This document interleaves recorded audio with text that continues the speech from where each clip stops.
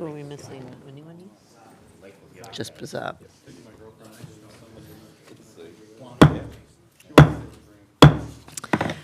The Committee on Military, Veterans, and Homeland Security will come to order. Mr. Clerk, will you please call the roll to establish a quorum? Chair Conlon. Here. Representatives Coleman. Here. E. Carter. Present. Stone. Here. Rogers. Here. Wagella. Here. Markinen. Here. Bazat. Martin. Here. St. Germain. Here. Madam Chair, you have 9 members present and a quorum.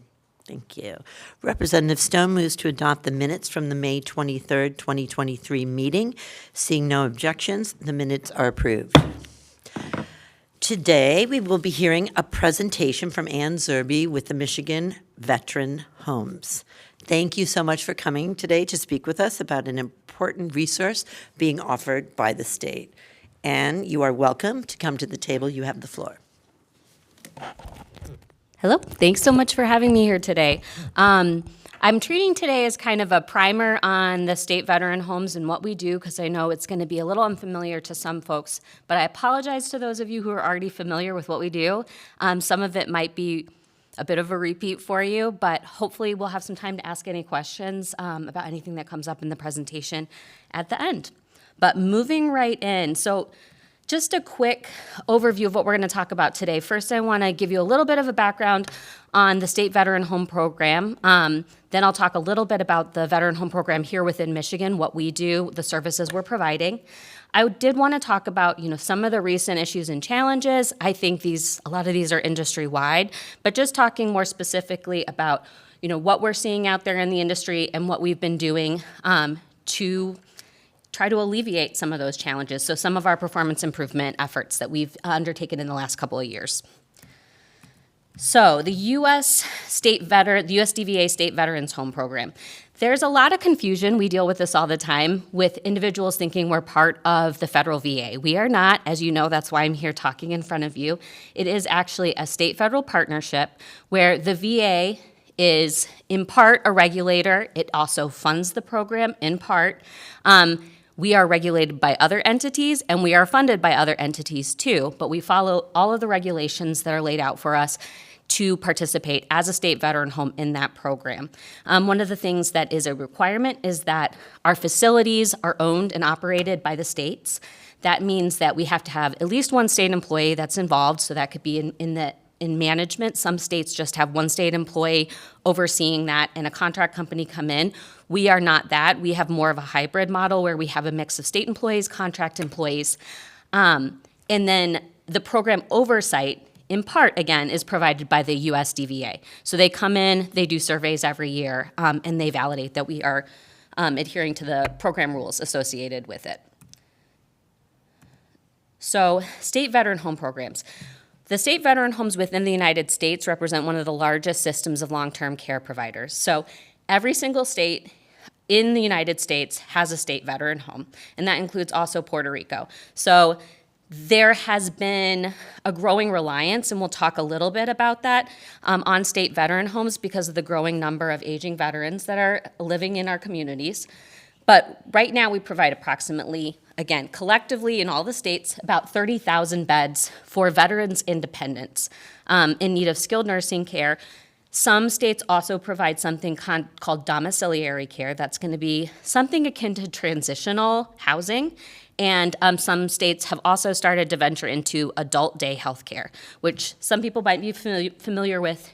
Those individuals live at home, they come, receive care during the day, and then return home to live with the caregiver. So, what does it mean in terms of our funding? The main thing I think I want to hit on is that veterans are the only individuals that we provide care to that receive some type of funding from the VA. That is going to vary based on their service-connected disability status. So those veterans that are 70 to 100% service-connected disabled are going to be fully funded, their full cost of care, covered by the VA. That amount is going to vary by region, and it's determined by the VA. All other honorably discharged veterans are going to receive a basic per diem. So those amounts are listed up on the board. That is what we are going to receive. The rest of their care has to be funded by other funding sources, which we'll talk about.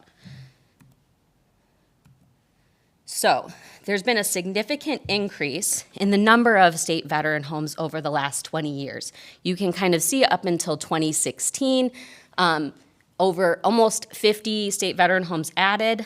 The construction of those homes is funded, again, partially by states, and the majority of that is funded by the federal government. And we will talk more about that because Michigan has benefited pretty significantly in the last several years from that funding source. I know that even since this time, they've added about 20 more state veteran homes. So again, growing, continuing to provide an increase in services across the United States. So what are the benefits of this? Well, first, I think we provide a tailored environment for a unique population.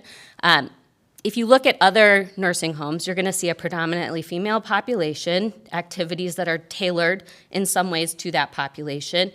We have a predominantly male population. We expect that to shift a little bit as we see more female veterans and aging into the services that we provide.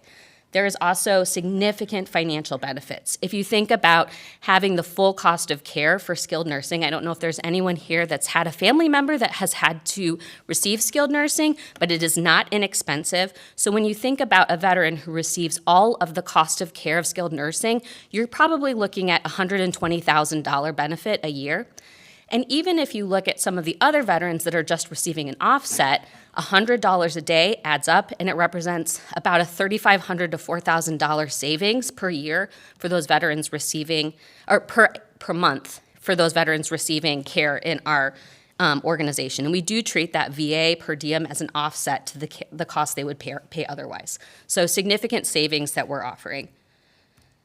Breakdown of funding, and I'm just gonna go ahead and pull all of these up. Our primary sources of revenue, we talked about one, VA per diem, that's our federal funding received from the VA in the form of the full cost of care or the per diem payments. Income and assessment, that's gonna be private pay funding. So for those of you that have paid for family members to stay in a skilled nursing facility, that's the private pay amount. So you're gonna be assessed when you're admitted as to how much you can pay towards that cost of care. General fund, state funding. You guys provide a lot of the funding that we need in order to operate these facilities. And we'll see that breakdown a little bit in a little more detail in a moment. But up until about 2016, those were the only three sources or the three major sources of funding. We did not at that time receive any Medicaid or really received very, very little Medicaid and Medicare funding because we were not CMS certified as skilled nursing facilities at that time. I can talk a little more if we have questions at the end about the impact, but we have moved in the direction of having all of our facilities CMS certified, and it has really been very advantageous given some of the demographic shifts we've seen and the higher number of individuals coming to us who do not necessarily have the ability to pay out of pocket.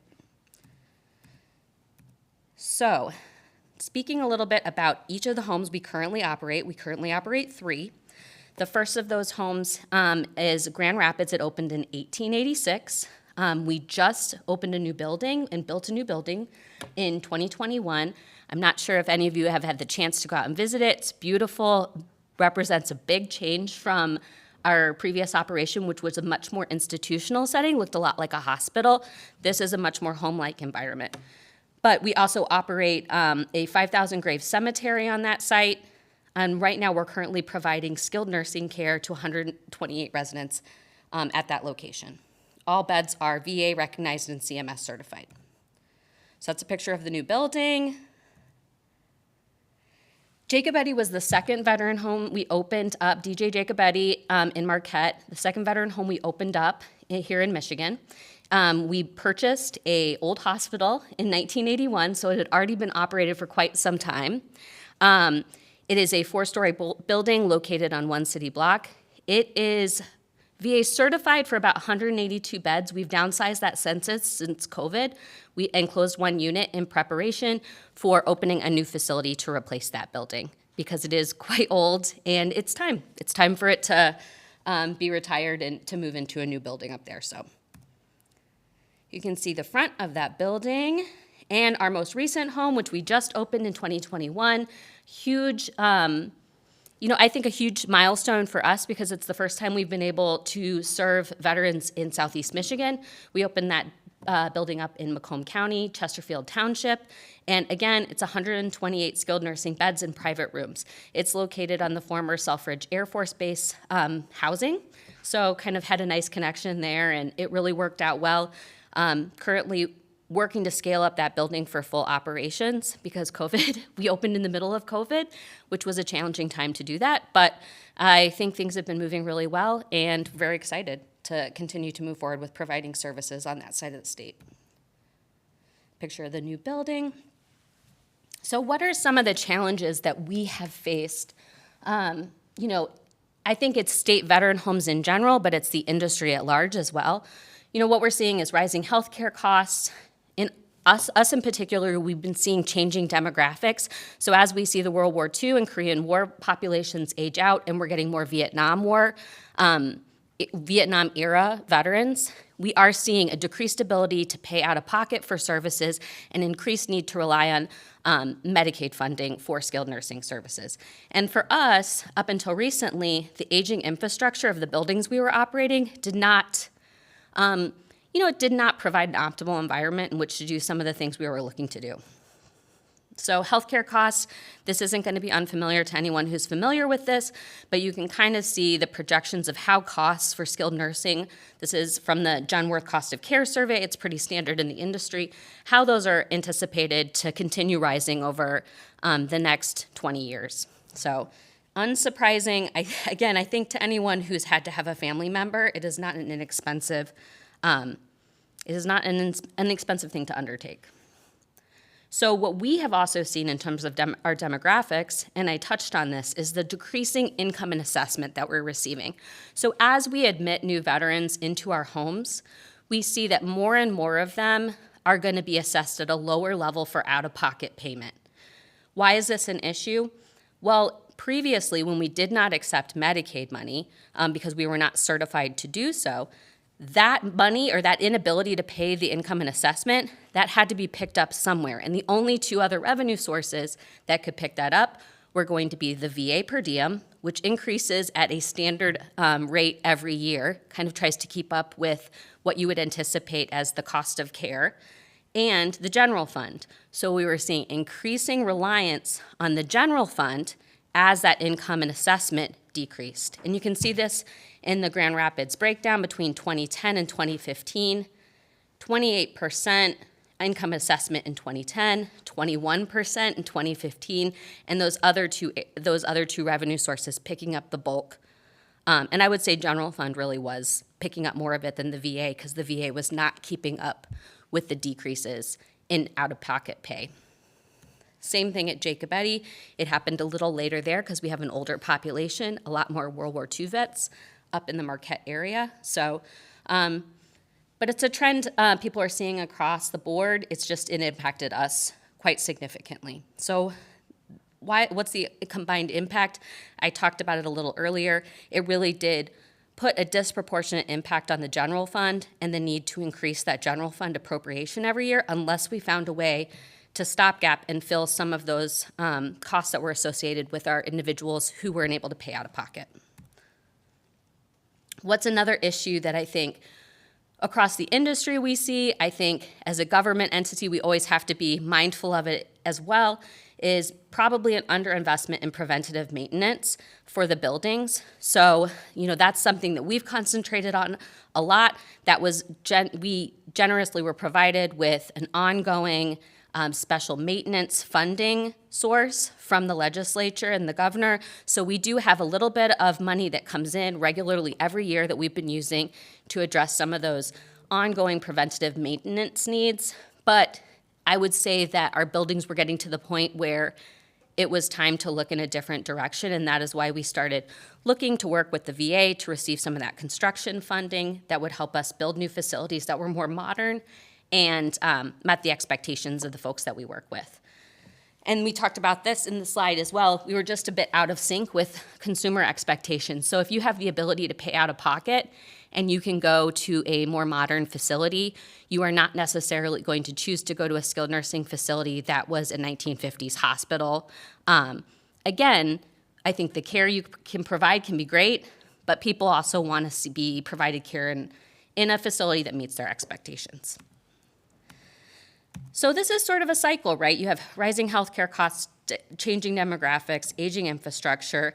I don't want to go into too much detail about this, but I think it's important that if you don't do things to prevent the cycle is a bit of a feedback loop, because when you underinvest in your infrastructure, when you don't fund things properly, quality of care can suffer. You start not providing all the services that people expect. And that's going to, again, decrease the number of folks that want to come and receive service from you. And again, it's a cycle. You want to get in there. You want to do things to make sure you're preventing that from occurring.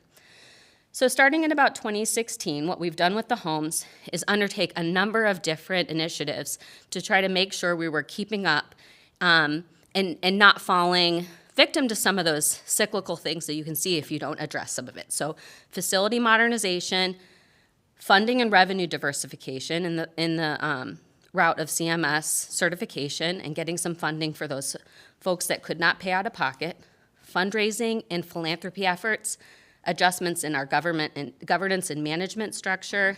We've increased oversight and accountability and engaged in some operational and quality and efficiency improvement initiatives. So I'll give a brief little summary of some of those things. I like this slide a lot because you can kind of see the difference in the facilities right there on the slide.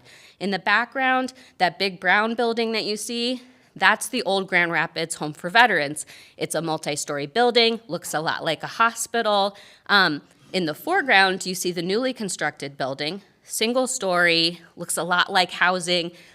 If you would go into a neighborhood, it looks a lot like that. And just walking through, it looks like that on the inside as well. Small home design, so we're talking about single story construction. The community center includes a bistro. Think of this as like the town hall or the town center of these homes. Barbershop, therapy gym, community and engagement, some event spaces for people to come together. The households themselves, there are 16-member households, so only 16 members live in, you probably used to think of them as units. Now we call them households. There's a living room, a den, a dining room. All the food is cooked and finished out in the household, so you can smell those foods. It's a lot more like being at home. You're not going into a mess hall and eating with 100 other people in a very, very large institutional dining room.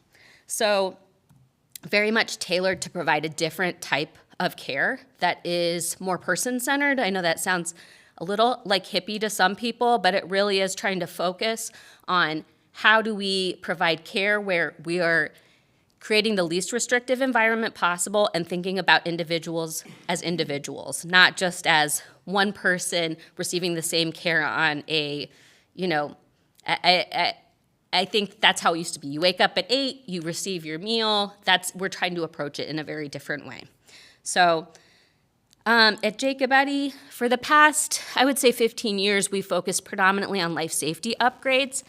The good news on this is that we did receive funding. Thank you very much to anyone who was involved in that to replace the Jacob Eddy home in the state funding. The good news, and I think you actually might be the first group that is made aware of it because I just found out late Friday, is that we have received FY23 federal funding to go ahead and proceed with that. So we should be breaking ground on that new facility sometime next year, finalizing those designs this year. Very excited and unexpected. I did not think we would get it this year. I thought it would be another year, but looking forward to moving forward with that. So funding and revenue diversification. Pardon me. Another part of what we've been trying to undertake is making sure all of our facilities are CMS certified. We know that any individuals who do not receive or cannot pay out of pocket for the cost of care associated with receiving skilled nursing care are typically picked up by Medicaid. So maybe initially you're on Medicare, then for the long-term stay, you go onto Medicaid, and that's what pays for your stay in long-term care settings. We were not certified, so we did not have the ability to take that funding. Since becoming certified, it has represented a significant part of our revenue. I think this year at Grand Rapids, at least, we're looking at probably coming in close to $4 million. And that just represents the federal portion of it because we do not take the state portion. We treat our general fund appropriation as the state portion of our Medicaid funding. If any of that doesn't make sense, I'm happy to talk to anyone about it later. It's a little more on the complicated side in terms of how that works, but it's represented a huge improvement in terms of us knowing that we won't have to go back and ask for increases in our general fund every single year. Funding and revenue diversification, we've also looked into improving our fundraising and philanthropic efforts. An example of this that we're looking into right now, and we plan to roll out in the next year, would be related to our Grand Rapids Cemetery. We are running out of burial space in that cemetery. We will be kicking off a fundraising campaign to raise money to build a columbarium in the next year so that we will be able to continue having members that come and stay with us laid to rest in our cemetery. So I think we anticipate that kicking off sometime later on this summer. Otherwise, it does fund member life enrichment, including activities, events, items for members. It was a huge source of support during COVID when people were bringing iPads and food and activities when a lot of our members were isolated and unable to get out in the community as they normally would. So, just greatly appreciative of the support that we get from the communities that we operate in. In terms of oversight and accountability, I think a lot of our staff joke around that we're one of the most regulated entities because we do have a number of layers that look over the veterans' home. So first, we have our annual compliance inspections.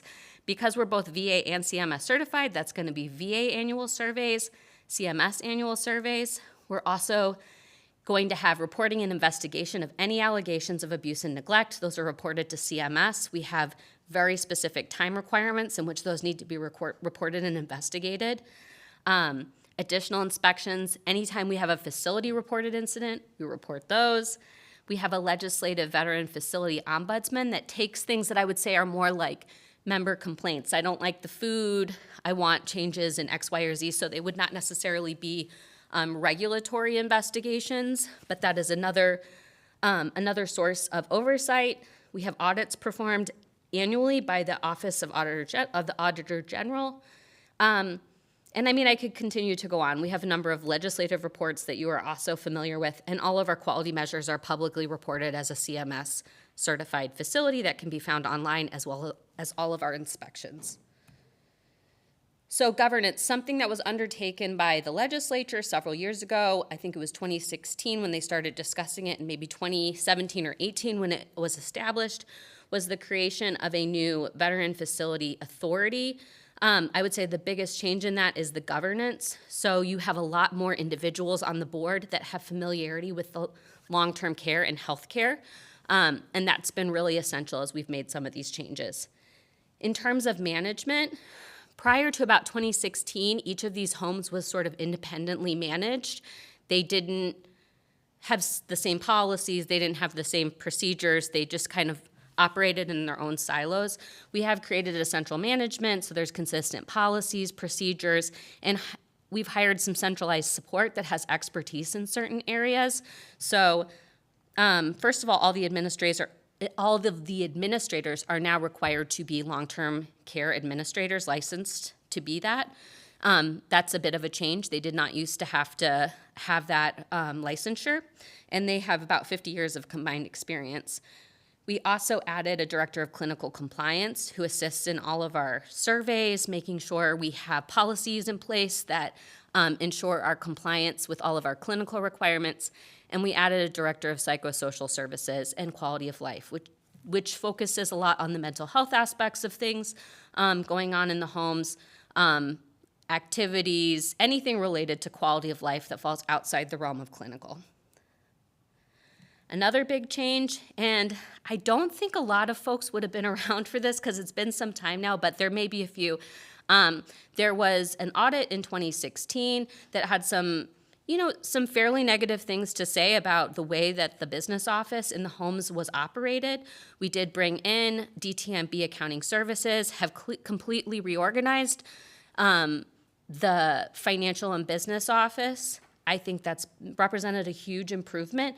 So we have a combination of folks that work in the homes and centrally to try to make sure that's efficient, but also consistent. And I'm gonna as a final thing, just touch on some of the things that are, I would say, the biggest challenges that we're facing right now The great thing about this is both of them have positive news that has surfaced recently. So recruitment and retention of healthcare personnel is a challenge across the entire industry. We all know that. It's become worse since we experienced the pandemic, and, it continues to be challenging. Prior to a change that was recently approved by the legislature, we found that our nursing staff was about $3 to $6 behind the wages that we were seeing in other skilled nursing facilities. Fortunately, we did just have the approval passed where we've been able to increase those wages and be more competitive. We've seen a significant increase in our recruitment since then. So it's really, really made a huge difference. So thank you for taking that seriously. It's the critical part of the services we provide. We can't do what we need to do without our nurses, and our nursing staff, so that has been huge. And the aging building in Marquette has caused us a fair amount of, when you have an older building, you're always worried that building is definitely at the point in its life where it's time to move on. And I was very, very glad to see the legislature approve the state match last year and receive the federal funding this year. Knowing that we're going to be moving into a new building, I think, gives us a lot of relief going into the next couple of years, knowing there's something coming on the horizon where we're going to be able to continue providing those services in the Marquette area. But that kind of wraps up my presentation. I hope I didn't move too quickly through, but I wanted to give people time to ask questions if any were out there that I didn't address or anything was confusing about what I was talking about today. So. Thank you, Ann. That was great. And I'm one of the new members that benefits from this presentation. And I do know the cost of elder care in nursing homes because I have an 89-year-old mother who lives with me because of that cost, among other reasons. And I would love to come see the Grand Rapids facility. That would be fantastic. We'd love to have you. Yeah. So anytime, let us know. Tell me, is there a wait list to get in? And if you had a wish list, how many more of these facilities would we have? I mean, if money were not an option, what is the need out there? The long-term plan that we've developed for the homes, and again, we took all of the beds. The Grand Rapids home used to operate at a capacity of 700 people. So when I say it was institutional, it was pretty institutional. 4 people to a room, that kind of thing. So when we moved this, what we did with the VA is take those 700 beds we were certified for and say, can we spread those out across the state? And our target is 7 facilities. Right now, we have Marquette, we have Grand Rapids, and we have one in the Macomb area. I would say you need one in the Detroit area. Flint-Saginaw area was another place. The I-94 corridor, and a smaller facility probably in the northern lower Michigan, lower peninsula. So. Right, and with the demographics changing, or as the silver tsunami they keep calling it here, that's probably a big issue. Do we have questions from other? Rep. Rogers. Thank you very much. I am delighted that we are now CMS certified. I don't know what took so long, but moving forward, I'm glad we are because that was a lot of money left on the table. So thank you for that update. Can you also talk, so I was on this committee last year too, and we've had a lot of questions over the years about the ombudsman role and specifically that legislative veterans facility ombudsman role. Is there currently someone in that role? So the nature of the legislative ombudsman is that we are hands-off with that because it has oversight over us. My knowledge is it has not been filled for about a year and a half. They've had someone in the office fulfilling those responsibilities. We've not seen a major issue from it because there are so many other avenues for people to report concerns. When that position was established, we were not CMS certified. Right. So when you would have issues, the long-term care ombudsman, they couldn't do anything because we were not a CMS certified facility. CMS wasn't involved. Really, the only person to go to was the VA, and the VA is a large organization. So I think since we've seen CMS certification, we've had some other avenues for people to report complaints. Again, that said, we don't control when it's filled, but yes, that has been a position that's been vacant for some time. I understand. Thank you. Just wanted the update. And then can you talk a little bit more specifically about timelines? It's really exciting that we did get that federal funding for the facility. Jacob Eddy, can you talk a little bit more, do you have more specifics or do we have to wait? I for- can speak broadly about it because I do kind of know the timeline from our previous construction projects. But we will be moving forward with what's called a conditional grant. So we receive FY23 funding. We will submit the remainder of our documents about 120 days after we get approval of that conditional grant. So probably sometime in February, we will submit final bid documents, final design documents, final budget to the VA. And I anticipate, at least everything, the direction I've been giving to our staff is we're breaking ground next year. And we should maximize the construction time we have up in Marquette because I think the ground is only not frozen for about 2.5 days. So we want to take advantage of that. But yeah, we anticipate starting site work next year. So That's exciting. Sounds like another exciting road trip for this committee, potentially. we would love it, yes. Thank you for all you do. I think we've made great strides in supporting our veterans. I'm interested in seeing what possibilities we have for these additional facilities that you outlined, but I'm thrilled with the progress. So thank you. Thank you. Yes, no, it sounds like the modernization has really come into effect, so that's fantastic. Do we have any other questions? Representative Wigella. So my question is this. Sounds like that we're serving veterans kind of in a limited capacity and that there are more veterans that would probably want to be in homes like this. One, I guess, is my question is like, what is the demand right now in the state of Michigan? How many more homes specifically I know you were just talking about this a little bit, do you think are needed? But then kind of tying that into the big question with that is, the financial question. How much more money should the state be contributing to this? How much do we contribute now? And looking like towards the future, what are ways that we can, because I think this is great. I think most people in Michigan would completely support us fully housing any veteran who needs it. I think that's like our responsibility as a country, and as a state. So just looking for a little more information on how do we make that happen? What are the hard numbers?